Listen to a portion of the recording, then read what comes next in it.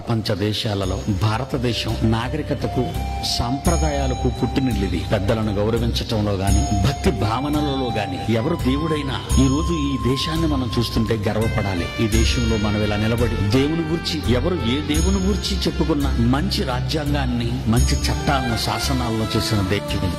మత స్వాతంత్ర్యం ఉన్న దేశం. ఒక మాటలో చెప్పాలి అంటే హైందవ సోదరులు, ఇక్కడున్న ముస్లిం సోదరులు, ఇక్కడున్న క్రైస్తవ సోదరులు అంతా ఒకే భావన, ఒకే మాట, ఒకే ఆలోచన.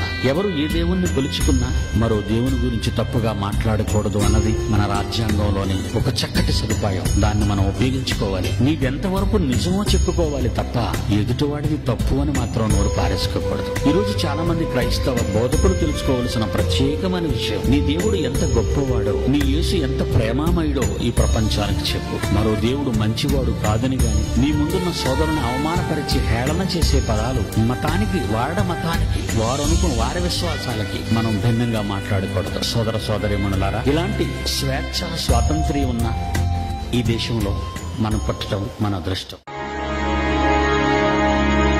మూడు రంగుల జెండా, ముగ్గురున్న జెండా, వందనం చేసి ప్రేమించు వేరు చెయ్యకుండా.